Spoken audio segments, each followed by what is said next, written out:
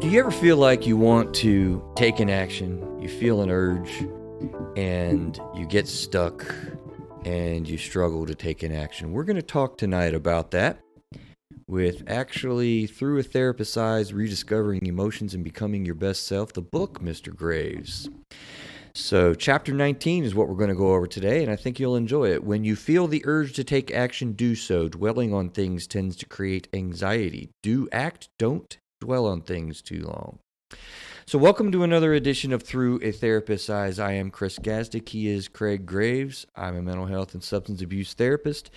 Have that book, the aforementioned book, available soon.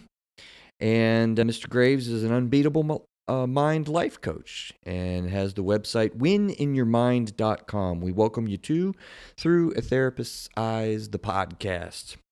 Seeing the world through the lens of a therapist and a coach, being aware it's not delivery of therapy services in any way, and checking out the website throughatherapist'seyes.com. Get full show transcriptions, books we've talked about in our programs, easily found and purchased on Amazon.com, counseling link to BetterHelp.com. Clicking the link for counseling will hook you up with that. Find us on Spotify. Where else we at, Mr. Graves? Spotify, iTunes, YouTube, most platforms you find your we're podcasts. On just about every podcast platform you can think of.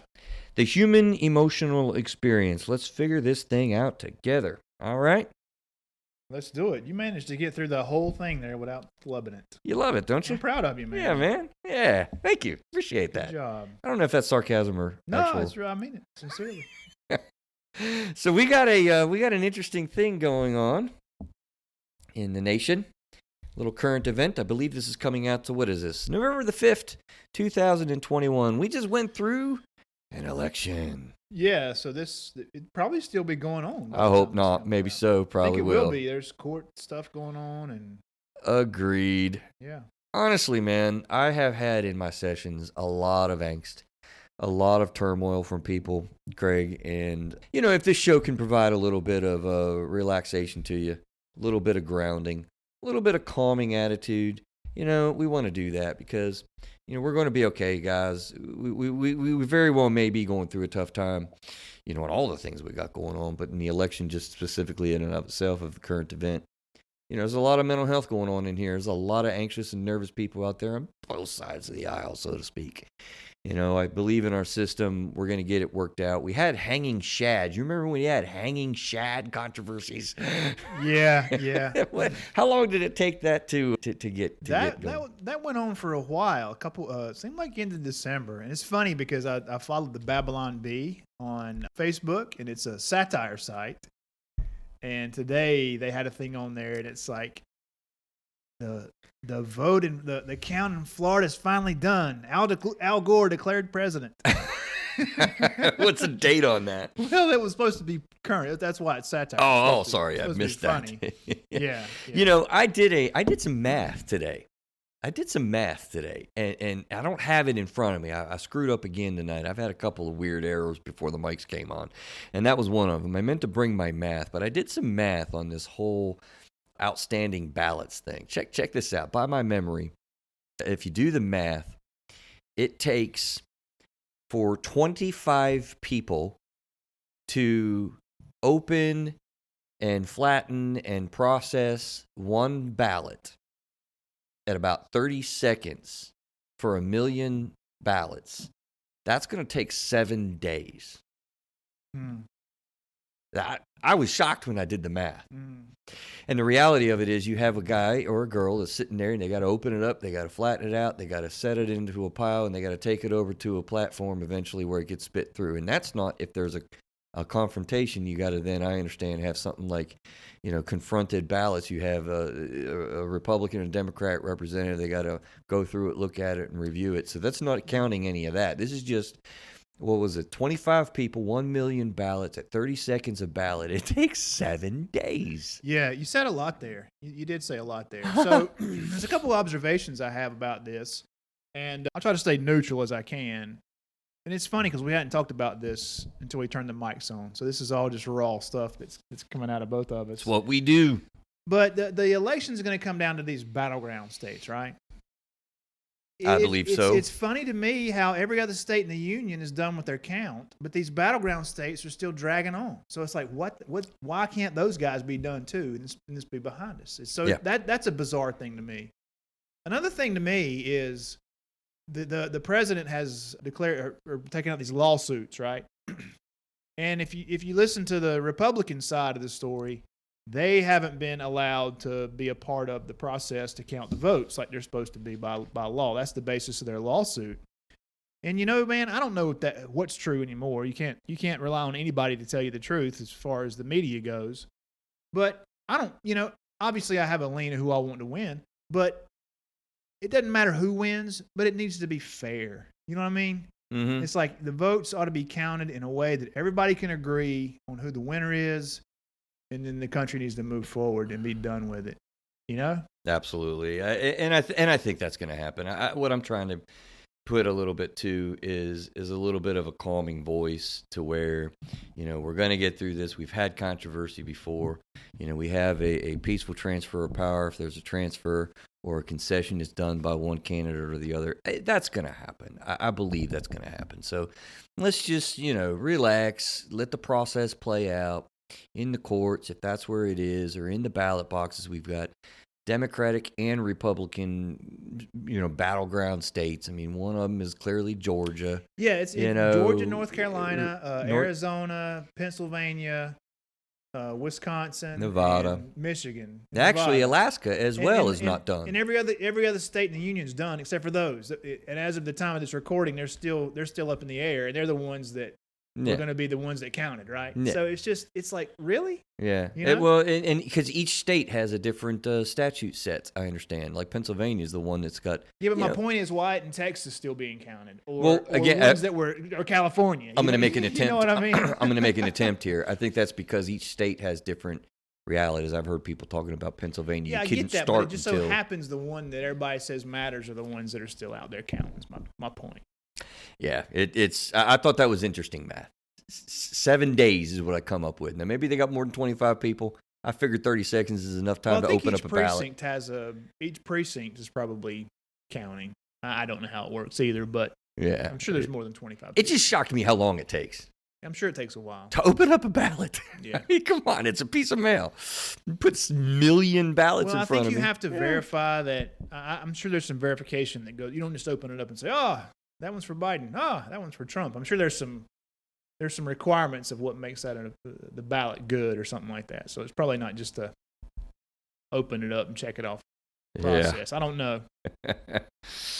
So what we're doing tonight is I kind of thought, I got excited, Greg, because the book we mentioned a few times, is coming close. It really is coming close.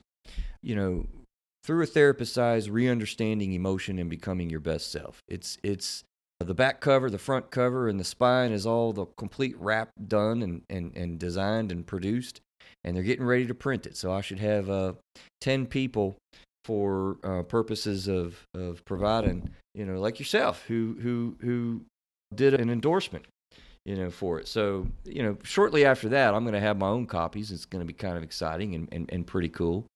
And I thought, there's such good material that's out there, and I wanted to do one of them and kind of go down through it and talk about how the concept is and how it works, because I think that, so this is sort of a free chapter 19 to kind of go through one of the concepts of it. Yeah, we should go through all the chapters, man. We may do, yeah, absolutely. I mean, particularly if I'm tired on show prep one night, I might just pull that out and go on. I think it's a great idea. I think you should read it to everybody. It's not hard. I've been on some podcasts. I listen to some podcasts, and the author will actually read his book as a show. He'll do a chapter here and a chapter there, and gives the reader or listener a preview. Some people would consume it that way. Some people would still buy a copy. Absolutely. I have no problem doing that. We'll definitely sprinkle them in because I think they're cool things. I mean, the main idea. The main idea of it is really, as I think you and I have talked about it, I mean, it's just, I've been doing therapy for a long time now, and I've started saying a lot of the same things, and I try to find creative ways to say the same thing, and then I kind of realized, I need to write this crap down and keep it organized, and then I thought, I need to put it in a book format, and there was the idea born. And so they're real therapy moments. a real therapy moment would happen. I'm like, oh wow, something would spew out of me, a phrase or a quote or something. I thought, dude, that's a little bit of a gem. And so I chose to, some of them, whatever, 30 of them, and put them in here and kind of explain the thoughts with it. And this is an example of one. So again, chapter 19 is when you feel the urge to take action, do so. Dwelling on things tends to create anxiety. Do, act, don't dwell on things take too long. All right, that's one of the thoughts that came out of a therapy session, and I did it in an organized pattern of do this and don't do that to, simplify it, do's and don'ts. I thought that was kind of catchy, but check this out, man. Mr. Graves, I've co-hosted the Through a Therapist's Eyes podcast with Chris for almost 2 years now and have learned so much from him during our conversations and interviews. He has deep insights on therapy and mental health, and now he's compiled all this knowledge in print. This book will show you the world and life through his eyes, through a therapist's eyes. Mr. Craig Graves, an unbeatable mind coach and co-host of Through a Therapist's Eyes podcast. That is a book endorsement. It is. That's a good one, too. That's probably the best book endorsement I've ever heard. Do you remember writing it? I do, yeah. I remember writing it. I mean, I couldn't have told you word for word. But Did I write it? I knew I wrote you one. No, I wrote it. No, I wrote that. Yeah, it's kind of funny. Another endorsement I thought was really cool, and I wanted to highlight and say a public thank you to this gentleman amongst all of them. I guess I should probably read them all. A delightful reminder that fear, anxiety, and worry will block the kindness, compassion, and generosity inside each of us. Christopher shows us how we can choose to release these positive traits and become the best version of ourselves. Dude, man. Christopher shows us. Wow. That is Mr. Dan Miller, New York Times bestselling author of 48 Days to the Work That You Love and host of the 48 Days podcast. Awesome. Right? I know Dan, man. Dan's great. We had him on the show, and I'd like to get to know this guy and another guy better. They're fellow authors. What the hell is that anyway, dude? Yeah. It's pretty cool. I'm excited for you, dude. I think it's great. I think it's really cool. Another one's really cool. Be careful how the power center of your emotions can derail your life. How you feel in this moment will pass. Author Chris Gazik shows us how the battle of life is won in the mind. Authentic, real, compelling tales from an author is in the trenches with broken souls. Mr. Tom Duda, whom I do hope and believe we'll have on the show soon, kind of enough. He's a CEO of Create People Development, #1 international best-selling author, TEDx speaker, and a movie and film producer. So thank you to those and the others that have endorsed it. It's really been a fun journey, an amazing journey. And we're coming to it to get it out now. Good. Looking forward to it. It is soon. Get my signed copy. Yes, sir. Absolutely. You really want me to sign it, though? How do you do that? You just take a Sharpie and you open the book up and you sign your name. Oh. And that's it. I got to get used to that. All right. Pretty simple. So let's talk about taking action. And the bigger concept and a key component of this writing project in my mind, Craig, was really kind of about, I'm really motivated in guiding and sort of, in a humble way, coming alongside with somebody, not just to sit and stay stuck. It's a little bit of a myth that people have about the mental health and the therapy world, that you just kind of wallow in your mess and you talk about your childhood and you kind of just, essentially stay stuck in your mess. And that is not a good process and a good thing to think about. We were talking about this earlier, I think, tonight. 100% of the time, every single time you sit down with me in a therapy session, I like to give a spiel about how therapy works, what to expect of me, and how we're going to kind of move in this therapy process. And I always point out, how is life like now? How do you want life to be like? And that's what we're really pushing towards. And there are a lot of barriers to that, so you do have to circle around to those things that happened earlier in life, because life experiences are a big part of what we're unwinding so that we can move forward. But it's an action-oriented, teaching-oriented philosophy that I really have thought a lot about what makes therapy work. Teaching an action-oriented process. And I'm actually going to try, audience, Craig doesn't know this yet, but I'm actually going to try to demonstrate that here in a little bit live, with you. We'll make something up, but you'll see what I mean. Okay. Right? So what do you think, Craig, about humans tend to, all caps you see there, think too much, right? Yeah. You talk a lot about the monkey brain. Yep. You know, we had this concept analysis by paralysis. You know, Yes. what happens with us thinking and doing that too much? Do you think, sort of off the cuff? Why do people do that? How do people do that? It leads us to being stuck, you know, for sure, in a lot of ways. Dwelling on things too long. That's the don't of this do and don't on this chapter 19. How do we do that? Why do we do that? What happens? Why do we think too much? Yeah. What says you? I think anxieties, fear, fear of failure. I think those are big factors. Fear of what others may think. Those are the first things that bounce into my head. And when you start thinking too much, you start thinking about reasons why it could fail. Again, reasons why, you know, other people may judge you or those kind of things. And then before you know it, you've talked yourself out of doing whatever it is that you were going to do.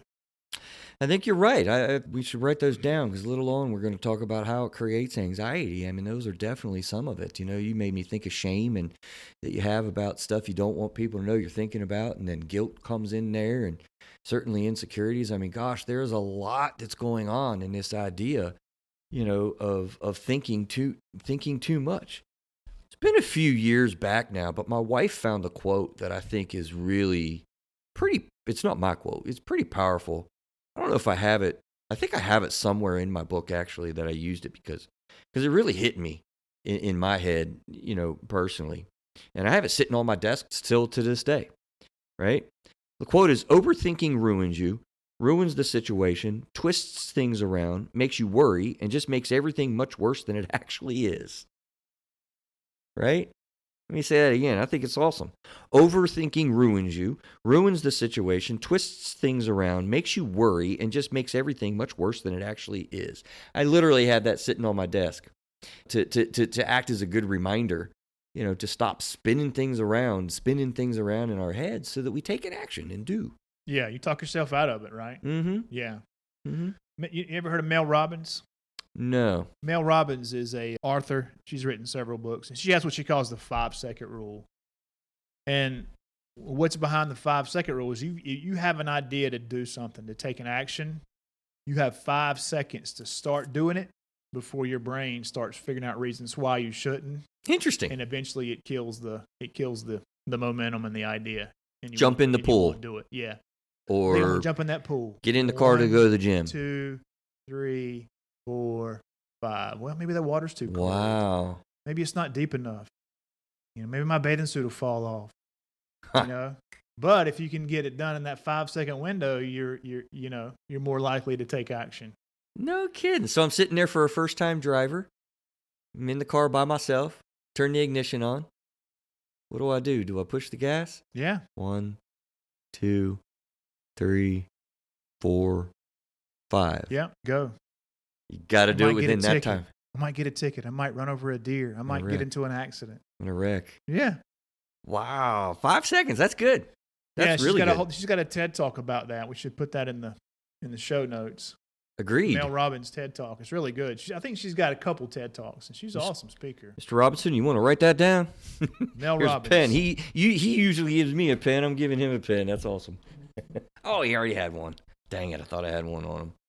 So actually from the book, part of the first part of this chapter 19, you know, I talk about the whole concept of paralysis by analysis. So this is a quote from the book. Human beings have a super developed part of the brain called our frontal cortex. This is the section that gives us the ability to think critically or problem solve. Our frontal cortex takes in many factors and extrapolates conclusions. Given enough time to process them, we can ponder something for hours or even days. The problem is we can spend too much time on this processing step, which is what people mean when they use the word paralysis, right? And that goes, you go even further on the 5-second rule that is absolutely cool. I mean, I'm thinking we could do that, you know, when you're thinking about a decision and you need to be thoughtful, you know, probably more than 5 seconds. You know, thoughtfulness is important. But when you have a thoughtful process that you've gone through, it shouldn't be taking hours. It shouldn't be taking days. You know, and when you're thinking about what do I need to do with a lot of the decisions that we have throughout the course of a day, do it.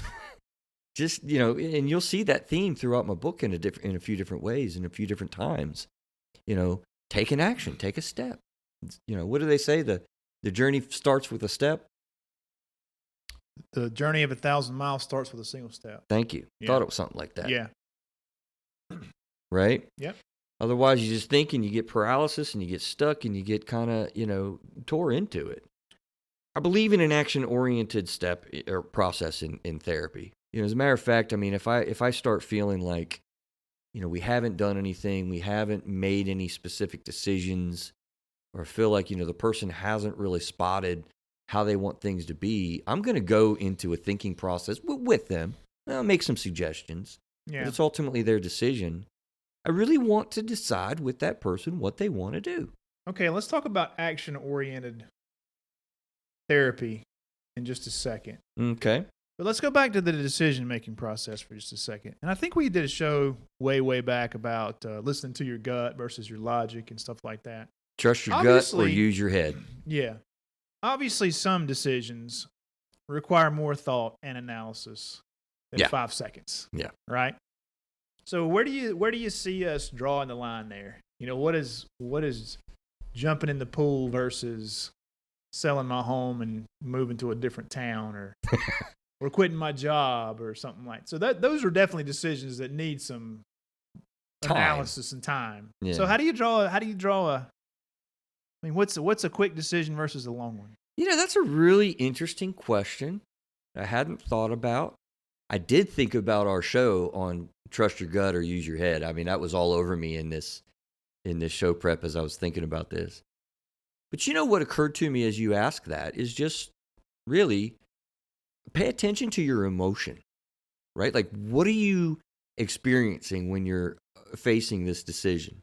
Because if you start identifying anxiety or fear and that's starting to grow and it doesn't seem to have any, blatant danger or justifiable reason for it to be there, that's a time to not be thinking and be thoughtful and to be stuck, because you'll be stuck. You'll be paralyzed by that. So the differentiation to me is using your skills and ability to sort of scan what it is that you're experiencing. How about that? That's good. That's good. I know in your Unbeatable Mind stuff, you kind of talk about that, when you're breathing and when you're meditating, increase your level of self-awareness. Mm-hmm. Because you've got things that are popping up in your scan of yourself and your self-awareness that's based on fear or an insecurity or, shame-based feelings and things like that. That's probably not real useful. Correct. Yeah, and I believe that you can learn a lot by doing a deeper dive within. What did Trish say last week about the emotions being we are synced in here. She said they're points of information. Yeah. Emotion is a point of information. Do you want that information? Do you need to disregard that information? Do you just need to sit with it and let it stew and it'll work, through? Yeah. I thought, I'm going to use that all the time. That is a good one. And I got an answer myself to that question that I would share with the listener. If you have a big decision, I think one of the things that you can do, and a couple of things, I'll tap into things that Dan Miller has said. We mentioned him earlier. If he's facing a big decision, then he'll set a time frame on it. So like he and his wife, if they're going to move to a different town or whatever, they'll say, okay, we're going to give this 2 weeks to come up with a decision. At the end of the 2 weeks, they make a decision. Okay. So then you're not completely stifled by analysis paralysis. You have a deadline that you got to hit. And then going back to the analysis paralysis thing. Can I just jump in? You can. Dude, that totally is coach stuff. Awesome. Yeah, I mean, but right, if you don't set some kind of time frame, Mm-hmm. it could just go on forever and nothing ever happens. And that's what we're talking about, right? Mm-hmm. Not taking action. Right. So on the other side of that 5-second rule, you might say 2 weeks, 3 weeks, even a month, but you have a deadline of when the decision is going to be made. And then going back to the analysis paralysis thing, a lot of people, if they're going to do something or start a business or write a book even, they want it to be A1 perfect before they release it. And another thing I've heard Dan say this too, and I agree, is be 80% there and then and get started, and refine as you go. And that way you're not, okay, well, I think it's good, but I could do this. Well, now I've got that done, but I could do this. And that's another way to get into this analysis paralysis thing where you actually never end up doing something. Does that make sense? It does. And I'm really glad you're bringing that in your worldview, because that really encapsulates pretty well what this chapter, 19 of this writing project I've done is trying to really push. This idea that, what did you say, 80% what? 80% there. Get 80% there on making a decision, and then do. Yeah. Right? Because that's pretty good. That's a pretty good solid percentage to know, I think I want to do something, so do part of it. Right. And you're right, just using this book as a notion. I mean, I was pretty sure I wanted to write a book a long time ago, and I wasn't ready to really pursue the project until, kind of fairly recently. But I took the step of writing it down. And had no idea and knew that I wasn't going to do this literally for years, but I started I got a notebook and I just wrote it down. I wasn't even probably 30% there. So what did you write? The quotes. Okay. The quotes. I mean, I've got a list of them, man. I mean, if I could write fast, dude. Interesting. I've got a list of quotes, probably 300. Yeah. Concepts. So we've all heard the ready, aim, fire. Yep. It's more like a ready, fire, aim. Yeah. Yeah. Yeah, that's an interesting switch. I like that. Yeah. Switching it up a little bit there. Yeah, no, I mean it really captures the essence, Craig, of, chapter 19. When you feel the urge to take action, do so. Got it. Dwelling on things tends to create anxiety. And people, let's get into the next part, right? Like, well, no, how dwelling on things creates anxiety. Let's go. Before we get there, I followed the chapter of the book and said, the action-oriented process, right? So part of what I like to do during an active phase of therapy with folks is really to identify, like I said before, what do you want in life to be like? And more importantly, find an action, to move in that direction. So let's try that. Okay. Live right now. And just let me say that's pretty cool, because that's to me, that's coaching. Where are you now? Where do you want to be? What's holding you back from getting there? And let's figure out a plan to get you there and overcome whatever's holding you back. Absolutely. So I thought therapy was more about just laying on the couch and pouring out your heart, and that was it. But you're saying there's action that's taken in therapy sessions. Way. Okay, good. Yeah, let's give it a shot. And you know what's funny? I don't know if I did this later on in this show prep or not. But, I did kind of a little Google search of some sort. And you know what I found on that was, because I've said before, I mean, I'll pop a Google search when I'm doing, things just to kind of, refresh my brain or continue my thought process on a topic. I think, what did I type? I typed something like, take action in life, or what prevents taking action, or something like that. You know what came up? Was a crap ton of very scholarly research articles, PDF files of people documenting in research the effects in largely a lot of different therapy modalities, and the supporting views in different modalities in these PDF research articles about what taking action is and why you do it and how you do it in that particular modality. I was like, wow, I couldn't read it. So I thought, we're going to dumb it down a little bit tonight and talk about it in some basic ways, because, arguably in a lot of, you got reality therapy out there. You've got even psychodynamic theory, which is kind of old school, dig into your childhood, Freudian stuff, totally. But, in cognitive behavioral therapy, which is the staple for a lot of people now, in substance abuse, motivational interviewing therapy models, those are all theory models. Dude, there's action. You get to a point where you figure out what action is going to be there. There's a lot of research about action and what it does, how important it is. Even in I was thinking about this concept of chapter 19, right? We talked about voting as an action. Remember that article? I found it was like kind of talking about like what benefit does that give you emotionally with your mental health? action's important. It's just totally important and consequential to how we feel. Mm-hmm. When you don't take action, can we say you don't feel good? Generally speaking. I'd say that. I'd agree with that. I don't know if we can go totally that far. You feel really good when you have taken action. You really do. You've done some stuff at the end of the day. How many times you say, man, I just went to the gym and I feel good just about having gone. Yeah, definitely. I just walked for 10 minutes down the neighborhood and 10 minutes back. Like, I feel good that I made that decision. It's important. And the exercise does good, and going to church does good, and going to the gym or whatever, getting the grocery store trip done because I just went and did it today. That all, has functional effect. But I'm kind of saying this Google search that I did had a lot of intellectually based crazy stuff that people were talking about. It makes us feel, I think going back to Dan Miller again, he said, success is moving toward worthy goals. So I think it makes us feel more successful to take action. We've done something. We've succeeded. So let's try to demonstrate this. Let's have fun with it. See how this works out. So what I want you to do, Craig, is do I need to lay on the couch? Yeah, absolutely. I'm actually asked that a few times. Not many, but like literally over probably. That's awesome.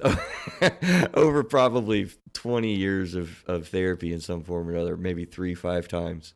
Should I lay down on the couch? I'm like, I don't know. I'm kind of feeling like a nap too. You want to snuggle? No, I'm not going to. I wouldn't. I never said that. So in real time here, Craig, create a therapy problem. Like what would be a presenting problem that you might have like for therapy if you make something up? Obviously, this is all totally hypothetical. You put me on the spot here, man. Of all the things that people might go to a therapy experience for, just kind of kick around and think what would people present for? So you mean to make something up? Totally make something up. Jeez. Could be something with their kid. Could be something, with their marriage. It could be something with anxiety, depression. Could be some work-related thing. Like, what kind of something might there be hypothetical? All right, well, I'll go with it. All right, so you ready? What's the presenting problem? Yeah, so I think I've got a gaming addiction. Okay. Yeah. And that's a presenting problem. Yeah, that's the problem. Parents are getting on to me, or my wife's getting on to me, or something like that, and it's possibly I'm wondering if I have a gaming addiction, and I want to figure this out with you. Yeah, okay. Yeah, let's go with that. Okay. That's like totally not anything I would ever even. No, I know you don't play video games. Yeah, I never played them, even when I was a kid. This is all hypothetical, Craig. It's okay. Okay, so the next part then is, what do you want life to be like? So you got this gaming addiction and whatnot. What type of vision do you see for for things in the future? Where does this affect your life the most or something? Or, what do you want life to be like? Well, Chris, I'm single, right? And, I work mostly out of my house. I have my kids every other week. But lately, I just can't stop playing this video game. I'm staying up late. I'm having trouble getting my kids off to school in the morning because I haven't had any sleep. The weeks that I don't have them, that's not a problem. But then I can't move my coaching business forward because all the time playing this game, I'd like to have a relationship at some point, but I can't meet women because, I'm playing Fortnite not busy 24/7. So I need to reestablish my relationship with my family. I need to be able to function and work during the day so I can be successful there. And, I need to get back into my workout routine. I'm starting to slip there. So I just need to get all those things back. Perfect. It's awesome. We want work routines. We want relationship time with family. We want, coaching business execution. We want life to be back to where it was before Fortnite took over. And I could tell, by the way, you have learned a little bit about addiction. You are nailing symptomology, like what addiction is. That's really, really cool. Seriously, man. So what I'm going to quickly do, I'm going to do a lot of things in a therapy session, but I'm going to be, talking to them about their tendencies and what those relationships are like, what time frame this began to take on. I really want to get a good picture. Did this start to take over by time frame? I mean, a week ago, a month ago, 5 years ago. I really want to get a picture of what life is like now. and then I'm going to take this mystery person, Mr. Craig Graves, in his video addiction, and we're going to go, Mr. John Jones. How about that? John Jones. Everybody's a Jones. He just balked at me. He's like, look, oh my God. No, I'm going to take this guy, Mr. Craig Graves, with his video gaming addiction and try to figure out how we can move to how you just described you kind of want life to be like. And I'm going to figure out an action point. I'm probably going to figure out which area is most important to you so that we find motivational things in that. As a matter of fact, go ahead and choose one. What's an area that's most important of those impacts? Well, for right now, it's the children, right? Okay, the children. More present with them, make sure they're doing their homework and getting a good breakfast before school, not being late for school. I need to really focus on them when I got. Okay, so during those weeks that you have the kids, we're gonna begin to think about challenges to yourself, action points that you could take. I'm gonna come up with many. Actually, some of it's just the behavioral part of cognitive behavioral therapy. What are the behaviors we want to look at? When do you turn the fork night off? What time of day? What time do you turn it on? That's an action point. I'm going to set up an idea of, do you protect dinner time, from 7 to 9:30 as dinner time and clean up dinner time. Maybe we have an action point about that, where we have a protection of that in your daily schedule when the kids are here. I might kind of be talking to you and kind of find, thought processes that you go on, where you have to confront yourself and take an action to confront the thoughts that limit you in the kids' time. That's an action when you confront your thought. So do you have people write these things down? We might write them down. Journal or something like that? We might write them down. We might actually have somebody that we connect with that's a friend that you can think of, accountability partner. And one action point, as I'm working with you, might be to simply reveal to 3 people in your life that this has become like your private life. Reveal this to 3 people that makes it real to get outside of yourself, because we know that with addiction. That's an action point. What did I just write off? Like 5 or 6. Yeah. Right? You did. Yeah. And what's funny when I thought about this, I'm going to do this live and cold. Am I going to come up with anything? Am I going to be stoned? Am I going to be shut down? You see what I mean, though? I mean, that's a powerful part of what we're trying to do. And what I mean by actions, therapy is not like sit down and just talk about it. So when you create this action plan, is it something that you ask the client to sign on to? Do you think you could do this? Do you think you could do that? Or are you just saying, hey, look, here's what we're going to do? Oh yeah, no, I don't say no. I'm not telling anybody what they do and whatnot. At best, some of what that is in my mind, and I'm going to be talking to them and getting an idea of really what they want. Of course, if they want I just want to be able to play for 16 hours a day instead of the 15. I don't know why I can't have life like that. My wife is upset with me, but I'm going to be like, all right, we're different confrontation skills come into therapy there. I might give a suggestion as far as I'll go. I'm not going to say this is what you got to do. Here's the prescribed plan. I'm not setting up a 12-step program where you follow step 1, then step 2, and then step 3. That actually probably is a little bit more like coaching. It's a whole lot more sort of figuring out what step do you want to take. This has got to be your idea. This has got to be what your vision is. So you tell them that. Yeah. Okay, yeah. That's kind of what I would do too from a coaching standpoint. Yeah. Yeah. I want to be healthier. I need a workout plan. Well, how many days a week can you exercise? What can you do now? Where are you now? What kind of exercise do you envision yourself doing? Is it CrossFit? Is it running? Is it swimming? And then kind of work from there. So they're really buying into what we're doing. I'm not just saying, hey, I want you to swim 3 miles and run 10 miles and lift 200 pounds, You'll lose people that way. Right. They cannot process data that way, and they can't buy into their process that way. Yeah, absolutely. There's a lot of similarity there.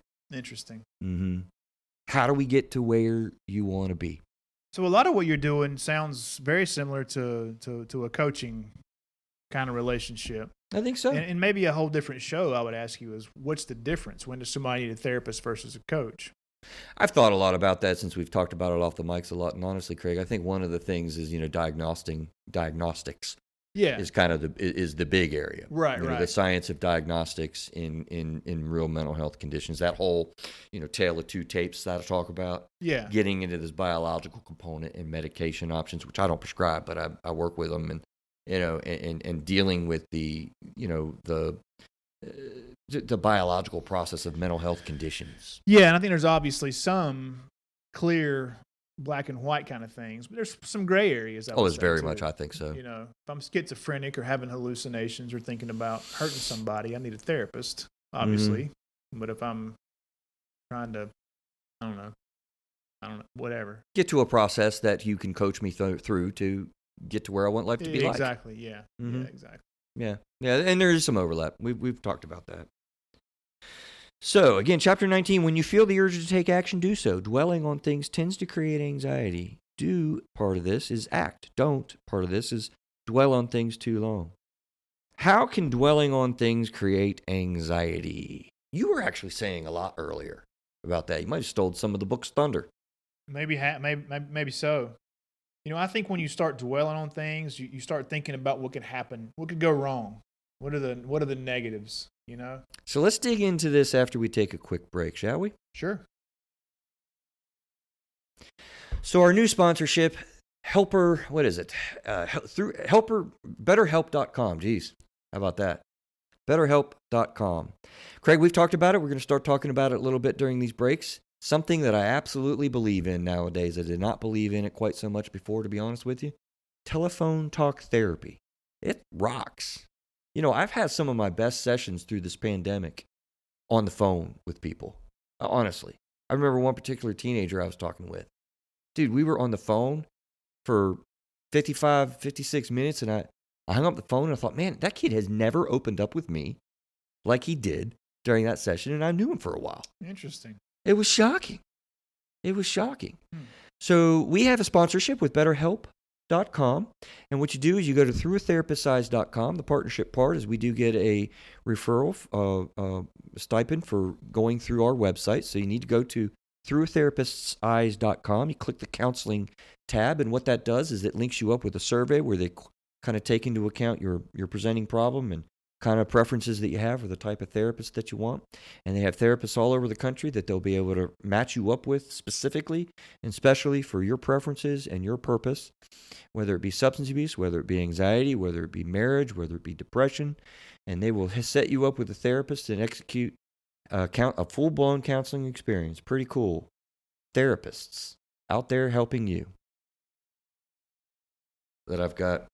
The first one I came up with when I was writing this book, dwelling on things creating anxiety, perfectionism. Okay, so quote from the book. Life is complicated. We need the ability to think and figure things out. This is one of the attributes that makes us different from other species on this great earth. I find, though, some people are afraid to take action. We get hung up on getting it right, called perfectionism, or in making the correct decision. This can be a good thing because we don't want to be the type of person that easily flies off the handle, so to speak. We call that impulsiveness. The trouble is we can't always, quote unquote, get it exactly right. Okay? So that's an example of what you get in the book. But that kind of goes back to what we were saying earlier.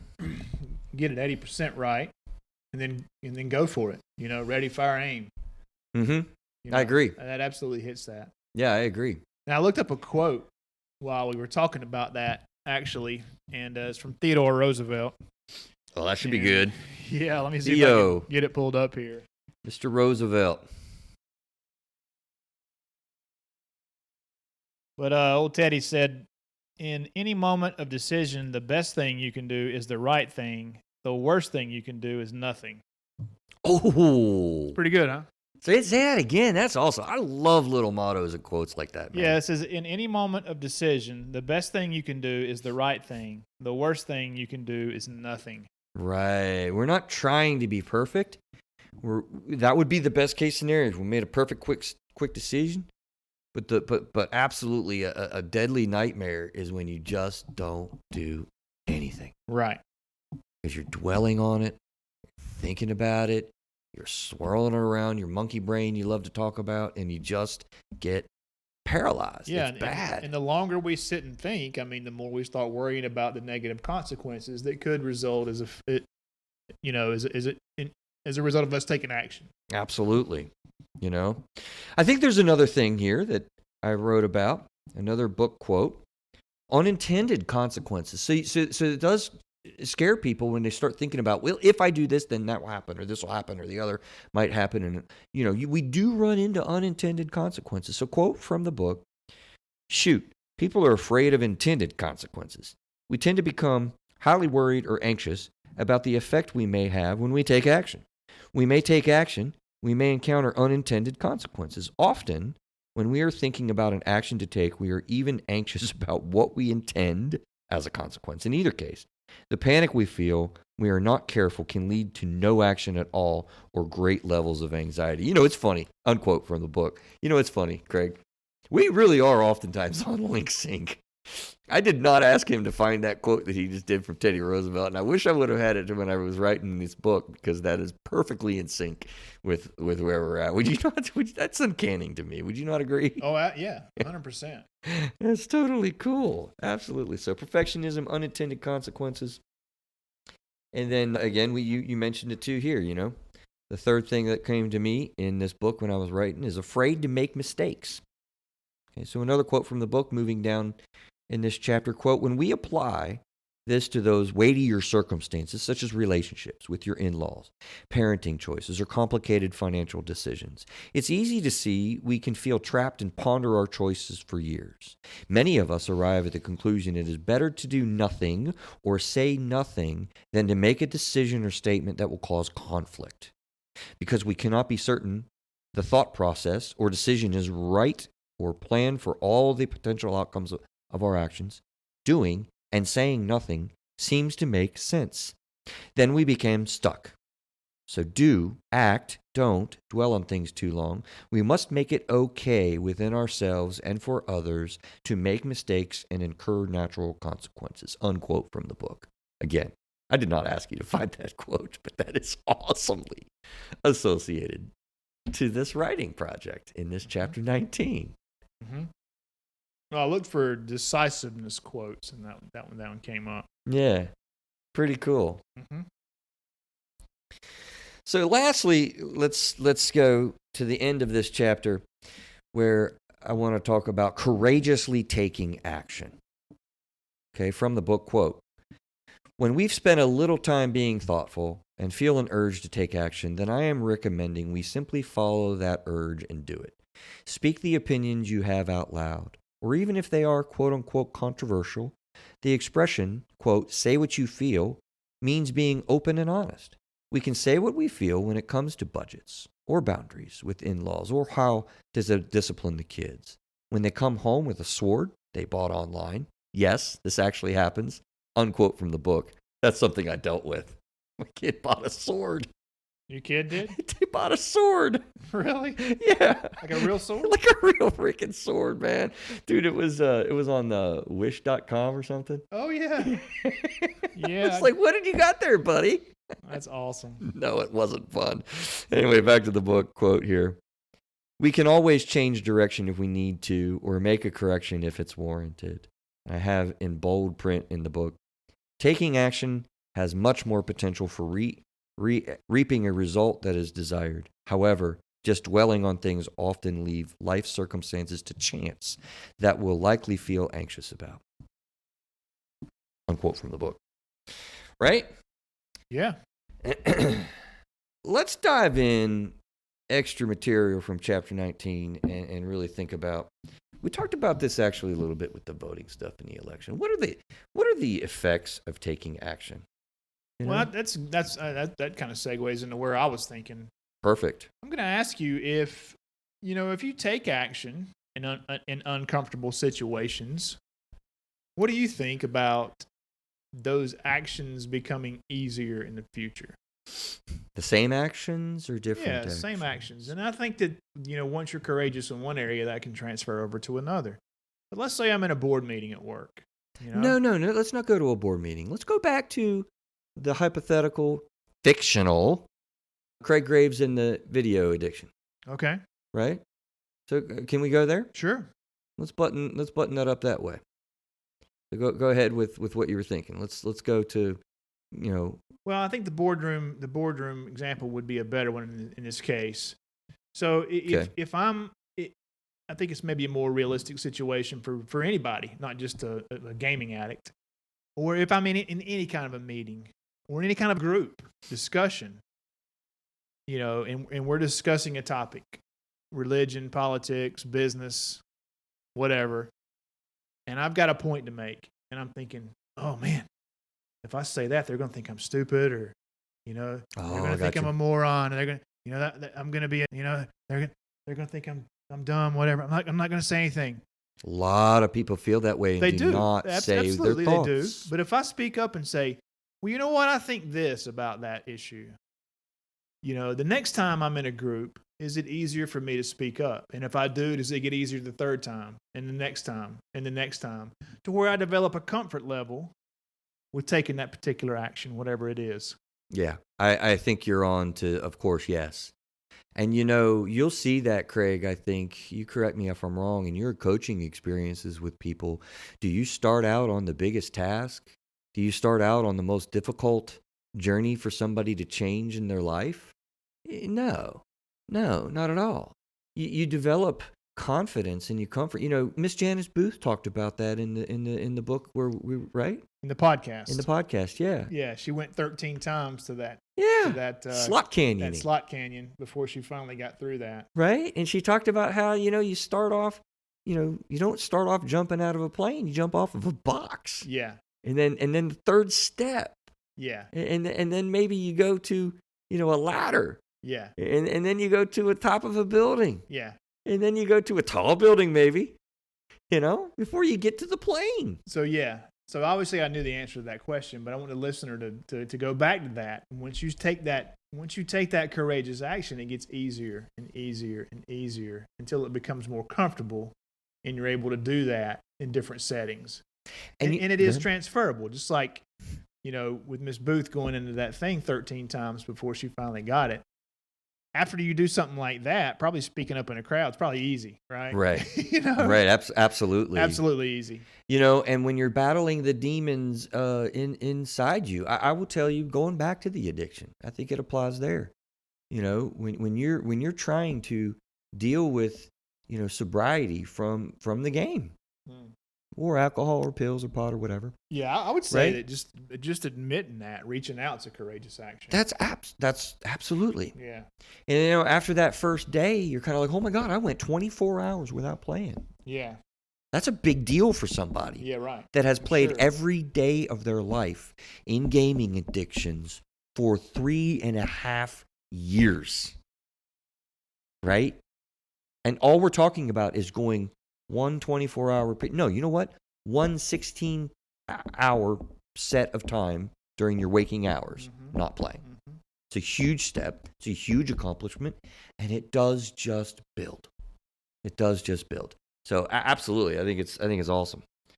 What are the effects of taking an action? Any action.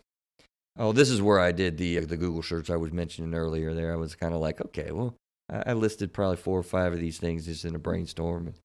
And I was like, well, what did I write down here? What I did? Yeah, I think I might have Google searched, what are the effects of taking an action? That's when I got all those scholarly, hooty-toity, crazy PDF research articles. So let's dumb it down.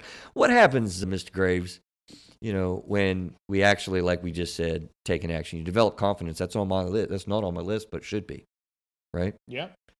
First of all, something's going to happen. Isn't something, like Teddy Roosevelt just said, better than nothing? Yes. And if you combine that with a little bit of thoughtfulness, probably the slant is very much going to be a positive event. Yes. Happens. Yes.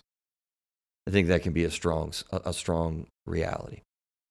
What do you think about less regret development and less resentment development? Is that an antidote? Is taking an action an antidote for regret and resentment? Well, yeah, absolutely, man. It absolutely is. You're going to have less regrets if you take action on things that you truly want to do or need to do. Mm-hmm. Right? So I've got a friend from my childhood, and when my parents went through a divorce, his parents became like second parents to me. And so when I had gone through my divorce, I kind of lost touch with that family. And recently reestablished. I recently called and talked to, and everything's good. Cool. But if I had not made that call and something had happened, there's crazy times we're living in. There's COVID and everything else. Then that would have been a huge regret for me if I had not made that phone call. Right. This is an awesome example. Yeah, absolutely. And this is real, right? It's real. Yeah, Definitely real. My father had Alzheimer's disease, and he had gotten to a point where he didn't speak or know who was in the room or when they were in the room. So I had stopped visiting him as frequently as I had. I used to go every Sunday religiously. So I went to see my father, and the next week he passed away. And if I had not gone to see him, then I would regret that. Yeah. For the rest of my life. Yeah. So taking that action obviously eliminated that, what would have been a huge regret. Yeah. So those are a couple of examples of how taking that action can result in regret not being an issue. I mean, honestly, if you take an action, can't you say to yourself, well, at least I tried something? Oh, absolutely. Yeah. I did something. It may not have been the best something, but it was something, and it wasn't nothing. Yes. Yeah. Even if when I had made this call, it had gone bad, then at least I would have tried, right? It went great and everything's fine, and I'm happy that everything's fine. But even if it had gone bad, then, at least I would have taken the action. Does that make sense? Absolutely. Change. Number 4 here is, what are the effects of taking an action? We don't need a scholarly PDF research article to explain and identify the fact that change is going to happen. Isn't that probable to be the case? It's going to be an action. It's going to be different. Something is going to be different. So change. And again, with thoughtfulness, isn't it more likely to be some sort of positive change? Yes. Things do not change when you do nothing. Right. Can we say that? Yeah. Things cannot change when you don't do nothing. Yeah, you're right. Right? For better or worse. For better or worse. Another one that occurs to me, number 5, getting close. Getting to choose rather a direction of some sort. When we spent a lot of time earlier in my idea and notion of action in therapy, moving to how you want life to be like. Well, you move closer to that. You get to choose a direction in what you're moving to. And if you don't take an action, then you're just stuck in your sort of experiencing life by default. It just happens to you. Yes. And I don't know about you, but I certainly like to choose what direction I'm going into. Exactly. Particularly when I'm being thoughtful about it. F tends to be less passive and let other people rather than make. I'm sorry. If you take an action, you tend to be less passive, and you tend not to let other people make decisions for you. Right. We're in the government time now, and we just had an election, and people get frustrated. They don't want the government to tell them what to do. Well, take an action, and if you don't make something happen or do something, vote, or even just say an opinion. Be respectful, but cite an opinion. Mm-hmm. Have a conversation. You may influence somebody who influences somebody else with a good point or a good thought, and that absolutely limits other people choosing that for you or making that decision for you. The government ain't going to do it. Listen, you know who has your best interest best at heart? You. Right? Yes. Do you want to leave other people to make the decisions for you? No way. Take an action. No way. Yeah. Extreme ownership, man. Second to lastly, make an improvement of some kind happen rather than create only hope of improvement with thought. And I thought this was really cool. As a matter of fact, I probably need to write it down in a future book quote. That's the way these book quotes, by the way, happen. I'm just thinking about something, I'm processing something with somebody. Listen to this, man. Again, what are the effects of taking an action? Okay. Number 6. Make an improvement of some kind happen rather than create only a hope of improvement with thought. If you're just thinking about things, you're creating hope. That's great. I got no problem with that. That's awesome. We do a lot of part of cognitive behavioral therapy. But if you're just being thoughtful, you're creating hope. That's wonderful. But if you're actually going to make an improvement happen, it obviously takes action. Mm-hmm. So we don't want to just create hope. We want to create hope and change and movement, and that's taking an action. It kind of creates the essence of chapter 19 in what you started out in combination with when we started. Lastly, possibly confronting a fear, thus a likely chance to defeat a fear. If you take an action, you confront something. You do. And the longer you wait, the more the anxiety is going to build. The longer the anxiety hangs in there. Like this phone call I had to make. I didn't know what was going to happen. If the person was going to be angry with me, if they were going to accept my call. And that anxiety went on until I made the call. Oh, it'll build, you're right. So it just keeps such going. a crescendo. Oh, God, I got to do that. Oh, my God, I got to do that. I got to do that. So not only does it eliminate regret, but it also eliminates the anxiety that goes along with the what ifs. I know it sounds like speaking out of both sides of my mouth. We do need to be patient. We do need to kind of choose good timing. Those things are really important. Some people are impulsive, put their foot in their mouth. They're not thinking before they speak. We really need to have a balance. And I think at the end of the show, it's good to point some of that out. But boy, the reality of it is if you procrastinate stuff and just put things off, one day leads to the next, leads to the next, leads to the next, where you're never going to write that book, ma'am, that you want to write. You're never going to write that book, sir, that you have a great idea about. You're never going to launch that company. You're not going to get into the gym. You're not going to lose a few pounds. You're not going to engage your kids with homework. It's just stuff is not going to happen if you don't get to it. And procrastinating is an enemy to this. It's absolutely an enemy. So what do you think about our list? Brainstorm. I think you actually said some other things earlier. Yeah, I can't remember. Let's play it back. I need to have you on my show note prep section, man. We need to tie you down and spend the time together doing that. What do you think about that? Well, we'll have to figure that out. We normally don't do that for a reason. Yeah, that's true. Yeah. That's true. So thank you for your time. I hope it doesn't come off as, a book promotion, selling books and all that kind of stuff. That's an important part of writing a book and, being an author and stuff. But I really, much more importantly, I think that these concepts are really going to be helpful to people, Craig. Yeah, sure you do. You wouldn't write the book. Because they were already helpful in therapy with other people. Mm-hmm. It's like real life therapy moments. And, and I'm excited about the project. I really am excited about the project. It's funny, I think Mr. Neal pointed out earlier, I was saying it wrong in the show. These producers changed the name to the title and whatever, man. So I got confused. I think I was saying rediscovering. So it's Through a Therapist's Eyes, Re-Understanding Emotions and Becoming Your Best Self is the best title, and they helped create that. Awesome. Looking forward to it. Chapter 19, when you feel the urge to take action, do so. Dwelling on things tends to create anxiety. Do act. Don't dwell on things too long. We might do this again with some other book excerpts. I think we're planning a movement next time to dealing with trauma and a courageous person. Well, he's made a commitment, so I'm going to be able to say he was in the military. I believe it was the Iraq War engagement, and he's going to be talking very courageously about his experiences in coming home from that, sir. Sound like a plan? He's shaking his head yes. All right, man. Good.